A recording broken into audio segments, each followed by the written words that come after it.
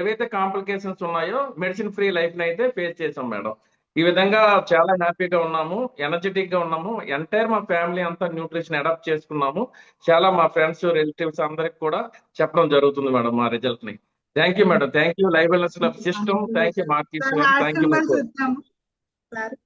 Sir ఇందాక Rammohan thank you. Sir మాట్లాడుతున్నప్పుడు నాకు ఒకటి గుర్తొచ్చింది.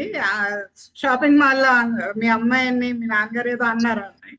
సో నేను పేషెంట్స్ చూస్తున్నప్పుడు పిల్లలు మామూలుగా ఎవరికి ఆడవాళ్ళకి ఆంటీ అని పిలిపించుకోవడం అసలు ఇష్టం ఉండదు. సో పిల్లల్ని ఎవరినైనా ఆడిస్తే వాళ్ళు ఎక్కడ ఆంటీ అనేస్తారో అని చెప్పి అసలు చిన్న పిల్లల్ని అయితే ఆడించేదాన్ని, అసలు పలకరించేదాన్ని కూడా కాదు. సో వెయిట్ తగ్గాలి, మనం ఒక ఎగ్జాంపుల్ గా ఉండాలి, కొంచెం చిన్నగానే వయసు ఎక్కువైనా సరే చిన్నగా కనిపించడానికి ఇది కృషి చేయాలి అని మాత్రం తర్వాత ఇక్కడికి మన కమ్యూనిటీలోకి వచ్చిన తర్వాత వెల్నెస్ కోచ్ అంటే వెల్నెస్ కోచ్ గానే మనం ప్రెజెంటేషన్ కూడా మనం ఇవ్వాలి అని తెలుసుకున్నాను. సో వండర్ఫుల్ రిజల్ట్స్ అండి, thank you very much. So ఈ రోజు మన స్పీకర్ ని ఇన్వైట్ చేసుకుందామా sir? I had welcome to Kodanda sir. నాకు చాలా ఇష్టమైన speaker actually. Thank you madam, thanks for hour warm welcome. Kindly request, ఇంకా ఆల్రెడీ రిజల్ట్ షేర్ చేశారు నారాయణమ్మ గారు, మీరు రేపు మంచిగా రిజల్ట్ షేర్ చేయండి. 6:42 అమ్మ పాపం ఈరోజు రిజల్ట్ కోసం షేర్ చేయాలనుకున్నారు. ఈరోజు మంచి టాపిక్ కూడా, మనకి టైం అనేది చాలా ఇంపార్టెంట్ కాబట్టి తల్లి రేపు ఒకసారి మీరు మర్చిపోకుండా రేపు మేడం చేత రిజల్ట్ షేర్ చేయించండి sir. Okay, thank you very much. ఎందుకంటే మనకి నవేడేస్లో ఈ ఆస్తమా రిలేటెడ్గా చాలామంది సఫర్ అవుతున్నారు. దానికి కొంచెం చాలా మంచి ఇన్ఫర్మేషన్ తీసుకోబోతున్నాం మనం. ఎందుకంటే ఇప్పుడు చాలామంది చెప్పారు మనకి రిజల్ట్లో అన్నీ చాలా వరకు బెస్ట్ రిజల్ట్లు అనిపించాయి మనకి. ఈ రిజల్ట్ అన్ని ఎక్కడి నుంచి వచ్చాయంటే అవేర్నెస్ వెరీ ఇంపార్టెంట్, కమ్యూనిటీ ఇంకా ఇంపార్టెంట్ అనమాట మనకి. ఈ కమ్యూనిటీ ఒక బెస్ట్ ప్లాట్ఫామ్ మనకు ఉంది కాబట్టి, రాజేష్ సార్ మనకి ఇలాంటి బెస్ట్ ప్లాట్ఫామ్ ఇచ్చాడు కాబట్టి ఇవన్నీ మనకు దొరుకుతున్నాయి. అవునా? ఒకసారి మనమంతా ఈ సిస్టమ్ని ఇంత స్ట్రాంగ్గా, ఇంత బ్యాక్ అండ్ చాలా స్ట్రెంగ్తన్గా చేసినందుకు రాజేష్ సార్కి ఒక్కసారి మనం అందరం హార్ట్ సింబల్ ఇచ్చుకుందామా? కాల్లో ఉన్న ప్రతి ఒక్కరూ హార్ట్ సింబల్ ఇవ్వలేదంటే హార్ట్ లేని వాళ్ళని అర్థం. ఓకేనా? మనం స్టార్ట్ చేసుకుందాం ఒక్కసారి. మన గ్రాటిట్యూడ్ తెలుపుకొని మొట్టమొదట లైవ్ వెల్నెస్ క్లబ్ స్థాపించిన రాజేష్ సార్కి ఒక్కసారి. ఓకేనా? అందరూ హార్ట్స్ వెరీ గుడ్, సూపర్. ఇది చాలా ఇంపార్టెంట్ మనకి. ఎందుకంటే కోచ్ ఎంత ఇంపార్టెంటో, సిస్టమ్ని ఆపరేట్ చేసే ఒక పర్సన్, బ్యాక్ ఎండ్ ఉండే పర్సన్ మనకు కనిపించకుండా ఒక దేవుడిలాగా మనకి ప్రొటెక్ట్ చేసే వ్యక్తి కూడా అంతే ఇంపార్టెంట్ మనకి. ఓకేనా? మనం స్టార్ట్ చేసుకుందాం. మంచి ఇన్ఫర్మేషన్ తీసుకోబోతున్నాం. ఇప్పుడు మనకి ఆస్తమా ఎంత ఇబ్బంది జరుగుతుంది నవేడేస్లో చూస్తున్నాం కదా. చిన్న చిన్న పిల్లలు, చదువుకునే పిల్లలు, అదేవిధంగా పాపం వాళ్ళకి మనం ఒక విషయంలో పిల్లల గురించి ఒక విషయం చెప్పుకోవాలి. మనం ద బెస్ట్ ఎడ్యుకేషన్ ఇవ్వాలనుకుంటున్నాం కదా, లక్షల కోట్లు కుమ్మరించి. అదేవిధంగా యాజ్ ఏ పేరెంటల్గా మనం బెస్ట్ హెల్త్ ఇవ్వాలని మాత్రం మనం తపన పడట్లేదట. ఇది నేను చెప్పేది కాదండి. అంటే యాక్చువల్గా ఇన్సెక్యూర్ ఫీలింగ్ అయితే అదే. అంటే మామూలుగా నాకు ఇన్సైడ్ ఉండేది అదే. ఈ కమ్యూనిటీలోకి వచ్చిన తర్వాత, అంతకుముందు లేదనమాట. అలాగా మనం బెస్ట్ హెల్త్ ఇవ్వాలి, ఎవరికైనా ఎంటైర్ ఫ్యామిలీకి హెల్త్ ఇవ్వాలి. ఆ అవేర్నెస్ వస్తే మనకి న్యూట్రిషన్ అంటే ఏంటి అనేది అవేర్నెస్ వస్తుంది, ఇవన్నీ తెలుస్తాయి అనమాట. అందుకే ఇదంతా ఎందుకు చెప్తున్నాడంటే, రీసెంట్గా ఒక 2 days back 3 days back Uddanam అని ఉంటుంది కదా, శ్రీకాకుళం ఆ సైడ్ కొంచెం కిడ్నీ రిలేటెడ్ కాంప్లికేషన్స్ ఉంటాయి కదా. వాళ్ళందరికీ ఆస్తమా కాంప్లికేషన్స్ వచ్చి చిన్న చిన్న పిల్లలు చాలామంది కోమాలకు వెళ్ళిపోయారట. నిజంగా చాలా బాధ అనిపిస్తుంది కదా. ఒక ఒక మన ఇంట్లో ఒక ప్రాణం పోవడం అంటే, అది చిన్న బిడ్డ పెద్దవాళ్ళు అనేది కాకుండా ఒక ప్రాణం పోవడం అంటే చాలా బాధ అనిపిస్తుంది. అది అనిపించిన వాళ్ళకే తెలుస్తుంది. లిటరల్గా నేను అనిపించా. మా మదర్ని కోల్పోయినప్పుడు మా అమ్మని నేను ఒక్కడనే చెన్నై నుంచి విజయ హాస్పిటల్ నుంచి, అంటే మన ఫ్యామిలీ కాబట్టి చెప్తున్నా, నేను ఒక్కడనే అంబులెన్స్లో తీసుకొచ్చుకున్నా మా అమ్మని. ఒకసారి జస్ట్ ఇమాజిన్ మనం ఎలా ఉంటుందో, ఆ లైఫ్ ఎంత హారిబుల్గా ఉంటుందో. ఒక తల్లిని 10 ఏళ్ల తర్వాత ఒక పుట్టిన బిడ్డ తల్లిని చనిపోయిన బాడీని తీసుకురావాలంటే ఎంత పెయిన్ఫుల్గా ఉంటుంది. ఆ అవేర్నెస్ కావాలి మనకి. ఫస్ట్ అవేర్నెస్ రావాలంటేనే ఈ సిస్టంలో ఉండాలి మనం. అర్థమవుతుందా? ఓకే, మనం టాపిక్లోకి వెళ్ళిపోదాం. ఇక్కడ ఆస్తమా ఎలా ఉంటుందంటే, ఇదంతా ఎందుకు చెప్తున్నానంటే, కమ్యూనిటీ అవేర్నెస్, కోచ్, ఫుడ్ చాలా ఇంపార్టెంట్ మనకి. ఇవి అవేర్నెస్ రావాలని చెప్తున్నాను అనమాట. చాలామందికి ఆస్తమా కామన్గా ఐడెంటిఫై ఎలా చేస్తామంటే, మనం ఎలా గుర్తించగలమంటే, మొట్టమొదట ఊపిరి అందదు చాలామందికి, చిన్న పిల్లలు కూడా. ఇప్పుడైతే చాలా చిన్న పిల్లలు కూడా ఆస్తమా అటాక్ అయిపోతుంది. ఛాతీ బిగుసుకుపోవడం, అదేవిధంగా గురక ఉందంటే ఆస్తమా ఉందని అర్థం. అదేవిధంగా ఆయాసం, ఆవేశం ఎందుకు వస్తాయంటే మనం తీసుకునే ఫుడ్ కరెక్ట్గా లేకపోతే వస్తాయట. అర్థమైందా? దగ్గు ఇవన్నీ. అదేవిధంగా పర్టికులర్గా ఆడవాళ్ళకి కాంప్లికేషన్ ఎక్కువ వస్తుందట. ఎందుకంటే ఈ వీళ్ళకి ఏమవుతుందంటే నిద్ర లేచిన వెంటనే బాడీకి ఇవ్వాల్సిన న్యూట్రిషన్ వాల్యూస్ ఉన్న ఫుడ్ సో మెనీ ఇయర్స్ ఇవ్వరట. చాలా కాలం వీళ్ళు హెల్త్ మీద ఫోకస్ చేయరు. వాట్ ఎవర్ ఎందువల్ల చేయరు అంటే అది మనకు తెలిసిందే. వాళ్ళ పాత్ర చాలా పెద్దది కదా. వాళ్ళన్నీ వాళ్ళే బ్యాలెన్స్ చేయాలి కాబట్టి ఒక్కోసారి టిఫిన్లు చేయరు. దాని ఎఫెక్ట్ సంవత్సరాల తరబడి బాడీలో ఇన్బిల్ట్ అయిన తర్వాత ఒక్కసారిగా అది బయటకు వస్తుంది. ఇమ్యూనిటీ డ్యామేజ్ అయిపోతుంది. ఈ బ్రాంకైల్ ఉంటారు కదా, ఇవన్నీ డ్యామేజ్ అయిపోతాయి. ఆ స్మూత్ మజిల్ డ్యామేజ్ అయిపోతుంది. అందుకని చాలా ఇంపార్టెంట్ అనమాట. ఆడవాళ్ళకి అనేది చాలా ఇంపార్టెంట్ ఇది. మనం గుర్తుపెట్టుకోవాల్సింది కూడా. దీని తీవ్రత అనేది ఎలా ఉంటుందంటే కొంతమందికి చిన్న ఇబ్బందిగా మొదలవుతుంది ఆస్తమా. ఆ తర్వాత అది చాలా న్యూసెన్స్ అయిపోతుంది. రోజువారీ పనుల్లో చాలా డిస్టర్బెన్స్ అయిపోతుంది. కొందరికి ఏంటంటే దమ్ము వచ్చేస్తుంది. ఒక 5 నిమిషాలకు ఒకసారి, 2 నిమిషాలకు ఒకసారి చేసే పని మీద ఫోకస్ చేయలేరు. దాంతోపాటు ఏంటంటే వాళ్ళ యాక్టివిటీస్ పర్ఫెక్ట్గా జరగవు. మేజర్ థింగ్స్ అప్పుడు చాలా రిలేషన్స్ కూడా, బాండింగ్ కూడా డ్యామేజ్ అయిపోతుంది వాళ్ళది. దాంతోపాటు రిలేషన్స్తో పాటు ఏమవుతుందంటే వాళ్ళు చేయాల్సిన బిజినెస్ కావచ్చు, వాట్ ఎవర్ ఏదైనా కూడా వాటిని రీచ్ కాలేరట వాళ్ళు. కేవలం హెల్త్‌ని ప్రొటెక్ట్ చేయలేనందువల్లే చాలామంది వాళ్ళు సక్సెస్‌ఫుల్ పీపుల్‌గా ఎదగలేకపోతున్నారట. హెల్త్ అనేది ఉంటే ఏదైనా మనం సాధించుకోవచ్చు. మొట్టమొదట ఇది నిలబడనివ్వదు, కూర్చోనివ్వదు. ఏంటి? ఆస్తమా. ఈ ఆస్తమా ఎంత డేంజర్ అంటే అసలు ఈ ఆస్తమా ఉన్నవాళ్ళే కోవిడ్ టైంలో మేజర్ రేషియోలో చనిపోయారు. అర్థమవుతుందా? చాలా మంది చనిపోయారు. ప్రాణాంతకమైన జబ్బు అంటే ఏంటంటే ఆస్తమానే.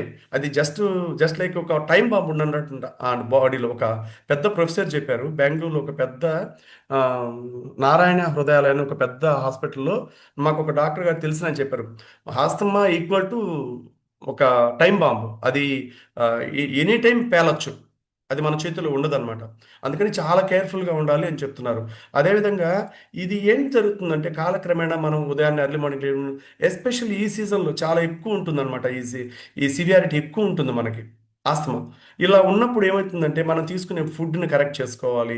దానివల్ల ఆ ఫుడ్ కరెక్ట్ చేసుకునే ప్రాసెస్‌లో మనం ఏమేం కరెక్షన్ చేసుకోవాలనేది ఈ కమ్యూనిటీతో ఫార్మ్ అయి ఉన్నప్పుడు, ఈ కమ్యూనిటీతో అసోసియేట్ అయి ఉన్నప్పుడు ఏమవుతుందంటే మనకు మంచి జరుగుతూ ఉంటుంది. ఒకసారి ఏంటంటే ఎపిసోడిక్‌గా ఇది ఎపిసోడిక్ లాగా వచ్చేస్తుందనమాట. ఈ బ్రీతింగ్ అనేది డిఫికల్టీస్ వచ్చేస్తాయి.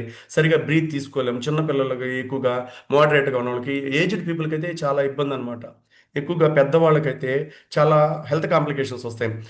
అది మనం ఎలా చెప్పాలంటే ఆ మ్యూకస్ ఉంటుంది కదా! శ్లేష్మం అంటారు.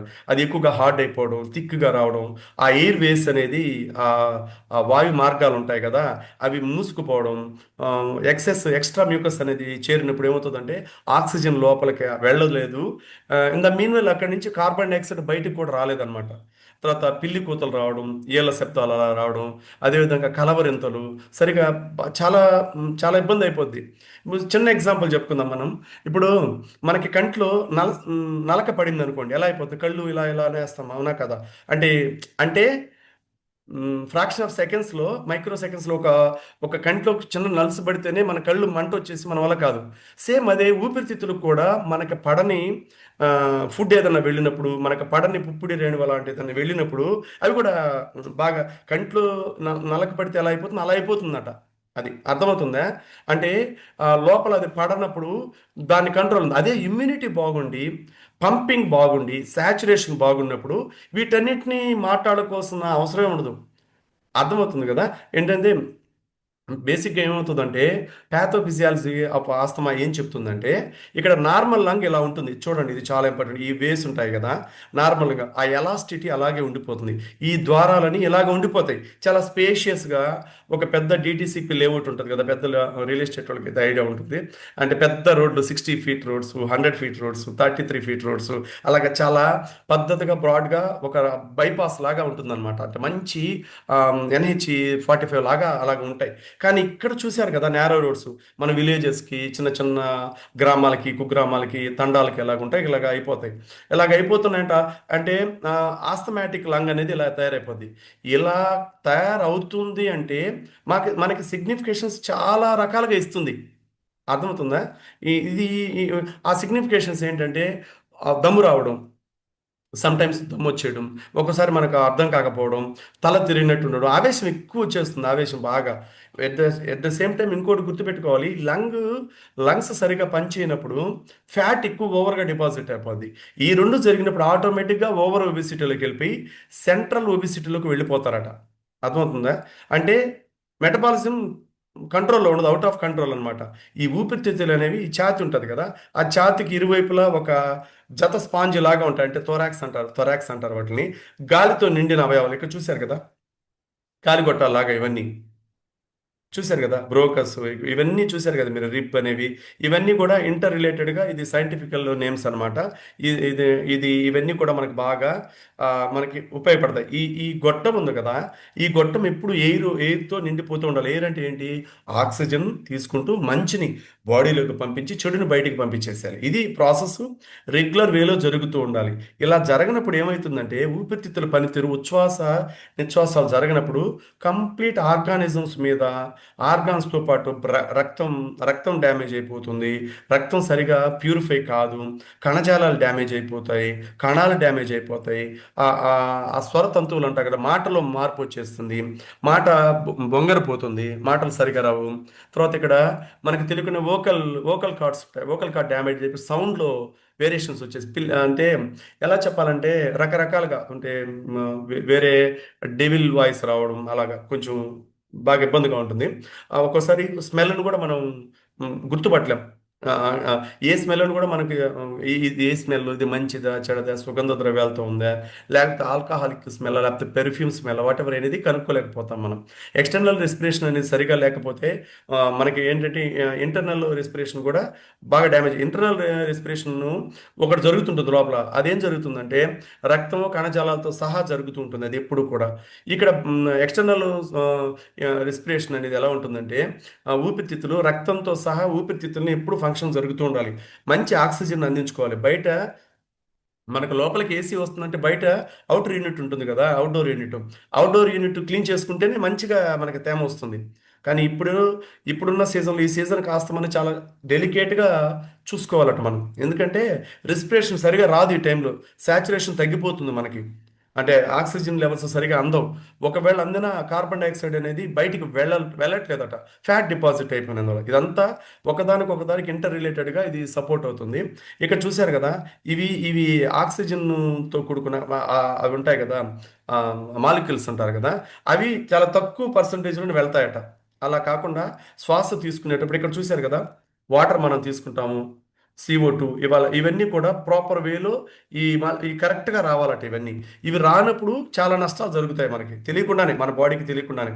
ఆస్తమా ఉన్న వాళ్ళలో మామూలుగా ఊపిరితిత్తుల వాయు మార్గాలు ఉంటాయి కదా, అనేక రకాల మార్పులు చేర్పులు జరుగుతుంటాయి. యాక్చువల్గా ఆ లైనింగ్ వాసిపోవడం, అంటే ఆ నరాలు ఉంటాయి కదా, ఎయిర్వేస్ లైనింగ్ నరాలు, ఆ స్వెల్లింగ్ రావడం, మంటకి గురి కావడం, ఆ టైంలో pH లెవెల్స్ డ్యామేజ్ అయిపోవడం, దాంతోపాటు ఆ టిష్యూస్ డ్యామేజ్, ఆ కణజాలాలు మొత్తం డ్యామేజ్ అయిపోయి, ఇందాక మనం అనుకున్నాం కదా, ఎక్కువగా ఆ జిగురు పదార్థం లాగా వచ్చేస్తుంది, ఆ శ్లేష్మం అనేది మందంగా ఉండిపోయి ఆ జారే పదార్థం లాగా తయారైపోయి, ఆ టైంలో ఏమవుతుందంటే మనకి తెలియకుండా ఆర్గాన్స్ డ్యామేజ్ అయిపోతాయి. ఎక్కువ రోజులు మన బాడీలో వేస్ట్ మెటీరియల్ స్టాగ్నేట్ అయిపోతుంది.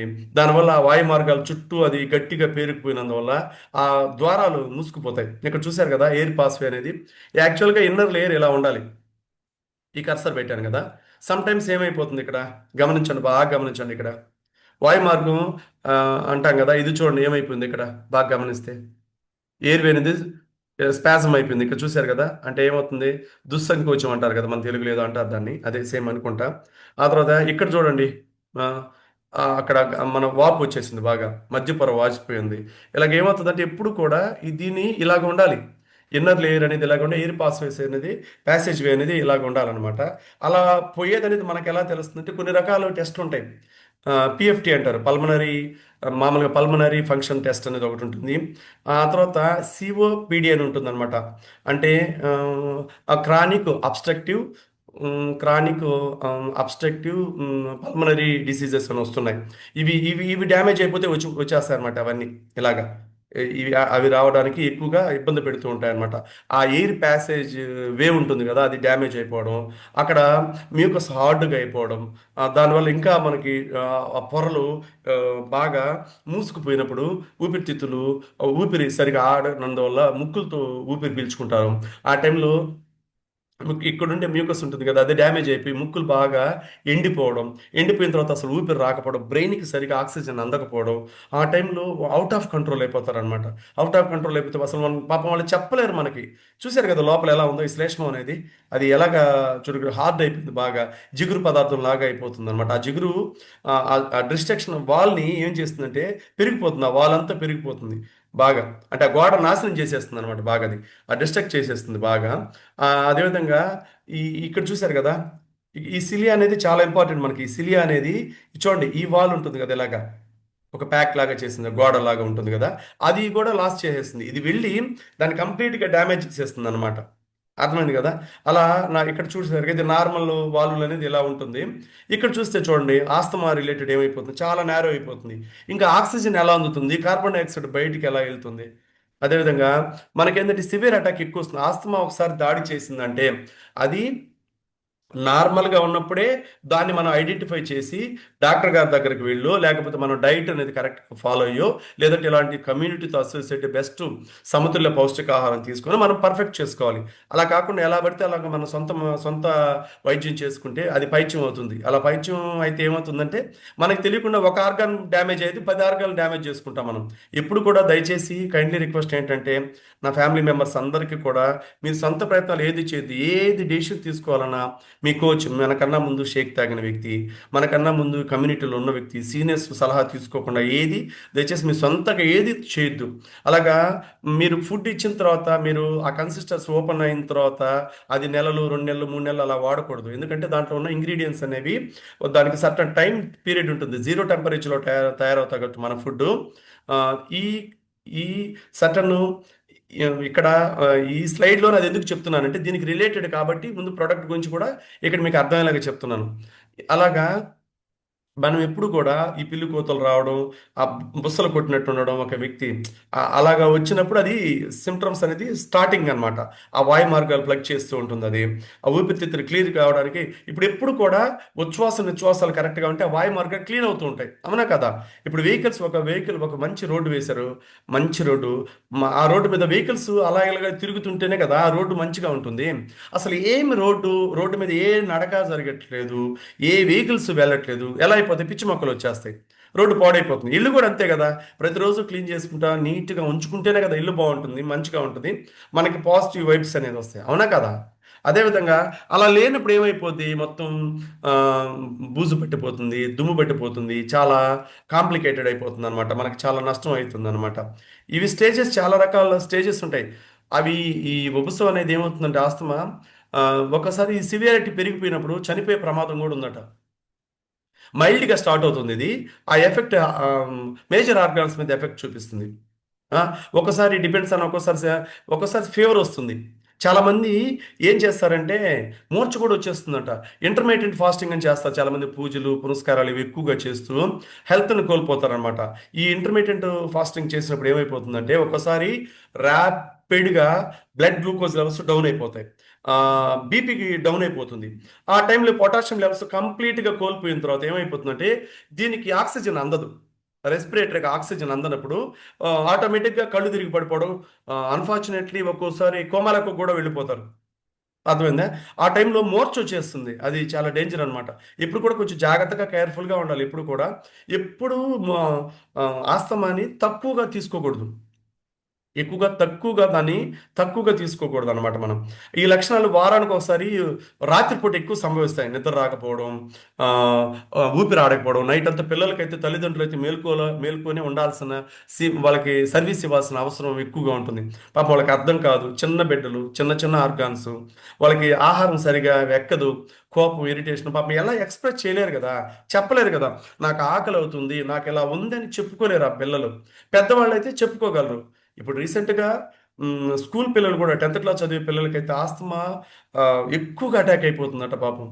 అంటే ఎన్విరాన్మెంటల్గా ఎక్కువగా మెటల్స్ ఎక్కువగా ఉండడం, దాంతోపాటు ఎక్కువగా మనకి మ్యానుఫ్యాక్చరింగ్ యూనిట్స్ ఉంటాయి కదా, అందులోంచి కెమికల్స్ ఎక్కువగా రిలీజ్ అవ్వడం, ఆ కెమికల్స్ మనం ఎక్కువగా పీల్చుకోవడం, మనకి పెయింట్స్ ఉంటాయి కదా, పెయింట్ పెయింట్ డబ్బాలు అవి ఉంటాయి కదా, పెయింట్ వేస్తుంటారు కదా, అవి ఎక్కువగా మన బాడీకి వీక్గా ఉన్న పర్సన్ అంట ఇమ్యూనిటీ డ్యామేజ్ ఫాస్ట్గా చేసేస్తాయంట. అది కానివ్వండి, ఇప్పుడు బ్యూటీ పార్లర్ ఉంటుంది, బ్యూటీ పార్లర్ కూడా చాలా ఎక్కువ ఓవర్ కెమికల్ కాస్మెటిక్స్ వాడుతూ ఉంటారు, వాటి వల్ల కూడా ఇవి ఎక్కువగా రిలీజ్ అవ్వడం. దాంతోపాటు వీటన్నిటికన్నా కూడా ఎక్కువగా మనము ఆ, మనం స్కూల్స్లో ఫంక్షన్స్ చేస్తూ ఉంటాం ఎక్కువగా, కలర్ కలర్ఫుల్ పేపర్స్ అవి ఇవి పెట్టడం, రకరకాలుగా ఏదేదో డిజైనింగ్ చేస్తుంటారు, వాటి నుంచి రావడం, high high chemical chromium release అవుతుందంట. మన బాడీకి కావాల్సిన క్రోమియం వేరే, అది మెటల్ వేరే అనమాట, బయట దొరికేది అది కొన్ని హార్మ్ఫుల్ అనమాట కొన్ని. ఈ క్రోమియం ఎక్కువగా శారీస్లో ఈ తళతళగా అంటుంటాయి కదా, శారీలు జాకెట్లు అవి ఎక్కువగా రకరకాల డిజైన్లతో కుట్టించుకుంటూ ఉంటారు. అవి అవి తట్టుకునే శక్తి మన బాడీకి ఉంటే ఏం కాదు, తట్టుకునే శక్తి లేనప్పుడు ఆటోమేటిక్గా ఈ కాంప్లికేషన్స్, ఈ ఉబ్బసం రావడం, దాంతోపాటు ఫుడ్ మీద ఫోకస్ చేయకుండా మనం ఎక్కువగా ఇంటర్ రిలేటెడ్గా ఏం చేస్తామంటే స్టేటస్ మీద వాటి మీద ఎక్కువగా చేస్తూ ఉంటాం కదా, అవన్నీ స్టేటస్ కోరుకుంటే స్టేటస్ వస్తుంది, ఆరోగ్యం కోరుకుంటే ఆరోగ్యం వస్తుంది అనమాట. అది మనం కొంచెం బ్యాలెన్స్ చేసుకోవాలి. దీనికి నెంబర్ ఆఫ్ కాజెస్ ఉంటాయి, మనం ఏం చేయాలన్నా కూడా. ఒక్కోసారి యాన్సిస్ట్రల్గా వస్తుంది, ఇది తల్లిదండ్రుల నుంచి కూడా వచ్చే ఛాన్సెస్ ఎక్కువ ఉన్నాయి. దాంతోపాటు ఒక్కోసారి ఇది ఎక్కువ పెరిగిపోయినప్పుడు చాలా మందికి ఏమవుతుందంటే స్కిన్ డిసీజెస్ రావడం, స్కిన్ కాంప్లికేషన్స్ రావడం, సయాటికా పెయిన్ పెరిగిపోవడం, దాంతోపాటు ఆస్టియోపరోసిస్ రావడం, బోలు ఎముకని కోల్పోవడం, బ్లడ్ రిలేటివ్ ఆస్తమా అనేది బాడీలోకి ఎంటర్ అవ్వడం, అలాగే వస్తుంది. ఒకసారి బరువు విపరీతంగా పెరిగిపోతారు, ఇప్పుడు ముక్కులోంచి కారడం, ఊరికి కారుతూ ఉంటుంది అనమాట. ఆ తర్వాత కళ్ళు దురదలు అనిపించడం, జ్వరం రావడం, ఫ్రీక్వెంట్గా జ్వరం వస్తూ ఉంటుంది. అవి అలాంటి సిమ్టమ్స్ వచ్చినప్పుడు చాలా కేర్ఫుల్గా ఉండాలి. వెంటనే మనం ఆల్ ఆఫ్ సడన్గా మనం డెసిషన్ తీసుకోవాలన్నమాట. ఇవి ఒక్కోసారి సెకండ్ హ్యాండ్ పొగ తాగే వాళ్ళకన్నా కూడా, సిగరెట్ తాగే వాళ్ళకన్నా కూడా పక్కన ఉండే వాళ్ళకి ఎక్కువ ఎఫెక్ట్ అవుతుంది అంటే ఇది కూడా చాలా ఇంపార్టెంట్. మనకి వ్యవసాయం చేస్తూ ఉంటారు, ఎంట్రుకలను దువ్వి మనం ఏం చేస్తామంటే పడేస్తాం కదా ఇంట్లో, వాటి ద్వారా కూడా వస్తాయట. కొంచెం ఆస్తమా ఎక్కువ రిలీజ్ అవుతుందంట, దాంట్లోంచి ఒక టైప్ ఆఫ్ కెమికల్స్ రిలీజ్ అవుతాయట. అవి ఇమ్యూనిటీ డ్యామేజ్ చేసేదానికి కావచ్చు, ఊపిరితిత్తులు డ్యామేజ్ చేసేదానికి కూడా పర్టికులర్ రీజన్స్ ఉన్నాయంటున్నారు. మనం ఎప్పుడు ఎక్స్ప్లోజర్ కాకూడదు అంటున్నారు అనమాట కొన్నిటికి, ఎందుకంటే అవి మనకి డ్యామేజ్ చేసేస్తాయి తెలియకుండానే. ఎక్కువగా కెమికల్స్ ఒకప్పటికి ఇప్పటికి ఏం మారింది, ఒకప్పుడు ఇన్ని కెమికల్స్ చూసామా, పాలు అనేవి మన గేదెలు ఉంటాయి కదా, ఆ గేదెల దగ్గరికి వెళ్ళి మన పాలు పిత్తుకొని తాగేవాళ్ళం. ఇప్పుడు పాల ప్యాకెట్స్ వచ్చేసి కొన్ని రకాల ట్రిగ్గర్స్ అనేది మనం ఆ, ఇవి ఆ, మనం బాగా గుర్తుంచుకోవాలి, ఈ ట్రిగ్గర్స్ని తెలుసుకోవాలి మనం. ఆస్తమా ట్రిగ్గర్స్ అంటారు వీటిని. వైరస్లు, న్యూమోనియా, ఫ్లూ వంటి శ్వాసకోశ వ్యాధులు ఎక్కువ వస్తున్నాయి ఇల్నెస్లోకి వెళ్ళినప్పుడు. తర్వాత మనకి ఎక్కువగా చాలామంది ఏంటంటే ప్రొఫెషనల్ పరంగా వాళ్ళకి వేరే ఆల్టర్నేటివ్ లేక కెమికల్ కెమికల్ రిలేటెడ్ జాబ్స్ చేస్తుంటారు.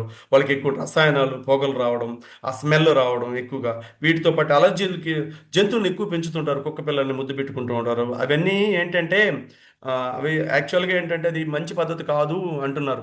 దానివల్ల ఏమవుతుందంటే వాటి వాటి ప్రాణంకి దేవుడు డిజైన్ చేసింది వేరే.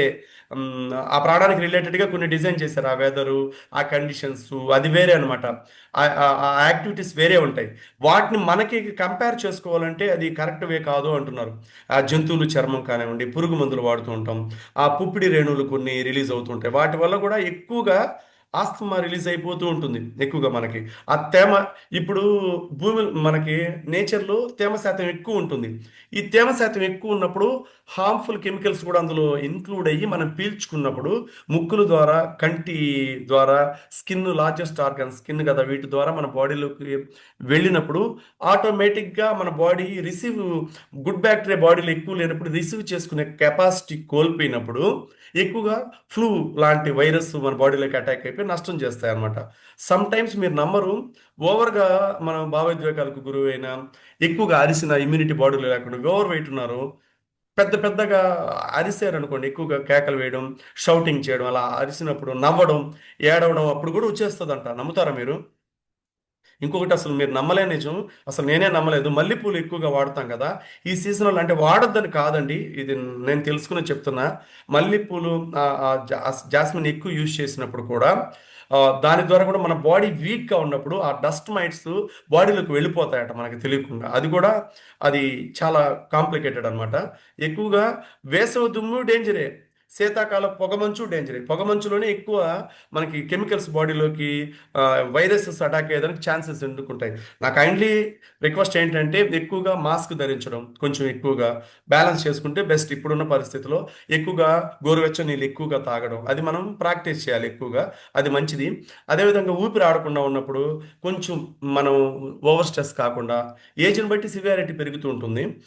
ఛాతి బిగుసుకుపోయినప్పుడు దానికి రిలేటెడ్గా ఒకసారి మనం కుదిరితే మనం డాక్టర్ గారిని, స్పెషలిస్ట్ అయిన డాక్టర్ గారిని కలవడం అలాగే చేస్తే బెస్ట్ అంట. అదేవిధంగా గాలి వదిలేటప్పుడు గురక వచ్చేస్తుంటుంది చాలా మందికి. వాళ్ళు గురక వచ్చేది ఎవరికి తెలియదు, మిగతా వాళ్ళందరూ మేలుకొని ఉంటారు. ఇందాక రామ్మోహన్ సార్ చెప్పారు కదా, అలాగా ఆ గురక వచ్చినప్పుడు ఏమవుతుందంటే వాళ్ళు సేఫ్లో ఉన్నారని వాళ్ళకి తెలుస్తుంది, వాళ్ళకి పాపం ఏమీ తెలియదు.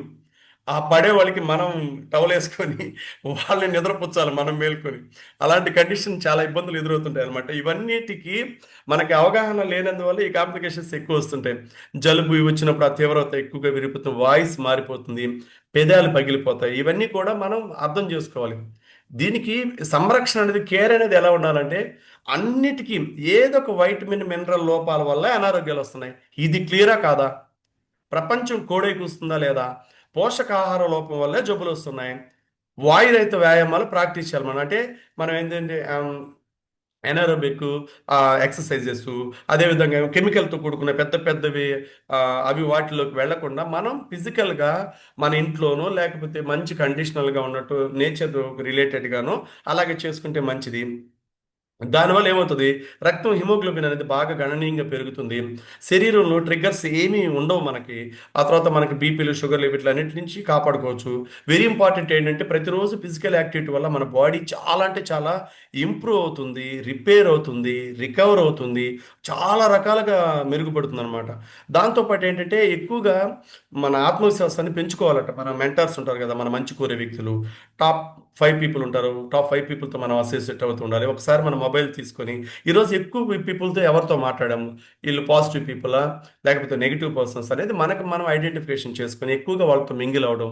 లేదంటే ఇలాంటి కాల్స్లో ప్రతిరోజు హెల్పింగ్ హ్యాండ్స్ కావచ్చు, 21 days weight loss challenge calls కావచ్చు, దాంతోపాటు మనకి ఉదయాన్నే 8 AM కాల్ కావచ్చు, మార్నింగ్ 6 AM కాల్, వీటిలన్నింటిలో మనం ఉంటే ఆటోమేటిక్గా మన మీద మనకి ఆత్మవిశ్వాసం బాగా పెరుగుతుంది. మన మంచి కోరే వ్యక్తులు, ఇందాక ఎవరో చెప్పారు మేడం, ఎవరు అన్నారు, మన మంచి కోరే వ్యక్తులు అంటే ఏదన్నా బయట కొంచెం మనం బాగా ఉంటే కుళ్ళుకునేది, వీళ్ళు నాశనం అయిపోవాలి సరే, అలాంటి టైప్ ఆఫ్ మైండ్ సెట్ ఉన్న పీపుల్ క్రోర్స్ ఆఫ్ పీపుల్ ఉన్నారు. మనమే క్వాలిటీ క్రౌడ్. ఇక్కడ ఇక్కడ చూసారు కదా, ఇక్కడ మనం 359 కుటుంబాలు డైరెక్ట్గా ఇండైరెక్ట్గా ఇంచుమించు 1500 2000 వరకు ఉండొచ్చు న్యూట్రిషన్ సెంటర్ పెట్టి. ఇదంతా క్వాలిటీ క్రౌడ్, క్వాలిటీ అసోసియేషన్. ఇలా ఉన్నప్పుడు ఐఎమ్ ద బెస్ట్ అనే ఫీల్ మనకు కలిగిస్తారు ఎవరు, చాలా మంది. ఇప్పుడు మేడం డాక్టర్ గారు, ఇందాక మేడం విజేత గారు చెప్పారు, బెస్ట్ రిజల్ట్ తీసుకున్నారు. ఇలాంటి పర్సన్స్ విన్నప్పుడు వాళ్ళు ఇలాంటి వాళ్ళంతా ఈ కమ్యూనిటీలో ఉన్నప్పుడు మరి నేనెందుకు ఉండకూడదు, నేనెందుకు బెస్ట్ రిజల్ట్ తీసుకోకూడదు అన్న ఆలోచన కలుగుద్దా లేదా, వీళ్ళందరితో ఉండాలన్న ఆలోచన మారుద్దా లేదా? వీటితో పాటు డైట్ అనేది, న్యూట్రిషన్ అనేది చాలా ఇంపార్టెంట్ మనకి. అది లేకుండా మనకి ఏది కుదరదు అనమాట. ఎందుకంటే ఆ డైటే మనల్ని డై కాకుండా చేస్తుంది. న్యూట్రిషన్ అనేది లైఫ్ టైం మన ఆరోగ్యాన్ని, ఆయుష్ని, ఆదాయాన్ని, ఆనందాన్ని అన్నిటినీ పెంచేది ఏంటంటే ఇదే. మన ఆవేశాన్ని తగ్గించేది కూడా ఇదే. ఆవేశం ఎందుకు వస్తుంది, ఆయాసంతో పాటు ఆవేశం వస్తుందంటే కారణం ఏంటి? కారణాలు ఏంటంటే తీసుకునే ఫుడ్ కరెక్ట్గా లేదు, గైడ్లైన్స్ సరిగా తీసుకోవట్లా, యూట్యూబ్ ఛానల్, సోషల్ మీడియా బాగా పెరిగిపోయినందువల్ల విపరీతంగా దాని మీద ఆధారపడుతున్న వాళ్ళు ఛానల్ని ఒక చిన్న ఛానల్ అయినా వాళ్ళు పెయిడ్ ఛానల్లోకి చేంజ్ చేసుకోవడానికి రకరకాలే చెప్తుంటారు. అలా అని చెప్పి అన్నీ తప్పు ఛానల్స్ అని నేను అన్ను. క్వాలిటీగా ఇలాంటి పర్సన్స్ మంచిగా బెస్ట్ నాలెడ్జ్ ఇచ్చే పర్సన్స్ దగ్గర తీసుకోవడం, అంటే మాలాంటి వాళ్ళని కాదులే, ఇలాగా ఉన్న వాళ్ళలోనే మంచి దగ్గర మంచి మెసేజెస్ ఇచ్చే వాళ్ళతో అసోసియేట్ అయితే ఆటోమేటిక్గా మనం కూడా బాగా మంచిగా అవుతామట. అదేవిధంగా మనం తీసుకునే డైట్, ఎస్పెషల్లీ ఈ సీజన్లో కిడ్నీ బీన్స్, లైక్ అలసందలు, మునగాకు చాలా మంచిది, అలసందలు కానివ్వండి, ఇలాగ ఇవన్నీ చాలా, స్ట్రాబెరీ చాలా బెస్ట్ అనమాట, అవకాడో ఇవన్నీ ఎక్కువ, అల్లం అని ఇవి ఎక్కువగా తీసుకుంటూ మన డైట్లో, అంటే మనం షేక్ అండ్ ఫ్రెష్ తీసుకుంటూ కూడా, అంటే ఇవన్నీ తిన్నా కూడా 240 క్యాలరీస్ మన బాడీకి అందవు, కాకపోతే సపోర్ట్ అవుతుంది అనమాట, బాడీ కొంచెం ఎన్హాన్సర్స్ లాగా బెస్ట్గా హెల్ప్ అవుతుంది, నేచర్ ఫుడ్ కాబట్టి. అదేవిధంగా మిరియాలు, ఇలాగ పసుపు లాంటివి, స్పినాచ్ ఇలాంటివి ఎక్కువగా తీసుకుంటే మనకు బెస్ట్గా, దానిమ్మ ఎక్కువగా మంచిదన్నమాట. ఇవన్నీ రెగ్యులర్ మన డైట్లో ఒక భాగం చేసుకోవాలి, ఈ సజెషన్ చేసుకుంటే బెస్ట్ అనమాట. దాంతోపాటు ఇవన్నీ ఓకే, మన ఫార్ములా వన్ మనకి ఎలా హెల్ప్ అవుతుంది, మన షేక్ ఎలా హెల్ప్ అవుతుంది అనే దాని గురించి తెలుసుకుందాం. ఫార్ములా వన్ అంటే, ఈ ఫార్ములా వన్ అనే పదం వెనకాల ఒక వ్యక్తి బాధ, ఒక వ్యక్తి కృషి, దేశాన్ని ప్రపంచాన్ని, ఒక దేశాన్ని కదా ప్రపంచాన్ని మార్చాలి, మనిషి యొక్క ఆయుష్ని పెంచాలి, ఒక తపన ఉంది. దానిలోంచి పుట్టింది అది, ఒక ఆశయం కోసం పుట్టింది, డబ్బు కోసమో ఇంకో దానికోసం పుట్టింది కాదు. డబ్బు కోసం పుట్టింది అయితే ఫార్ములా వన్ 20,000 అమ్మాలి, అలా కాదు కదా. ప్రజల యొక్క జీవన విధానాలను మారుస్తూ, వాళ్ళ ప్రతి ఒక్కరి ఇంట్లో డైనింగ్ టేబుల్ మీద ఈ ఫుడ్ ఉండాలని ఒక ఆశయంతో పుట్టిందనమాట. మన ఫౌండర్ మార్క్యూస్ గారు ఇది తీసుకొచ్చారు. ఈ food low calorie, high benefit, మన బాడీకి ఏం కావాలో నిద్ర లేచిన వెంటనే కింగ్ లాంటి బ్రేక్ఫాస్ట్ను తయారు చేసి మనకిచ్చారు.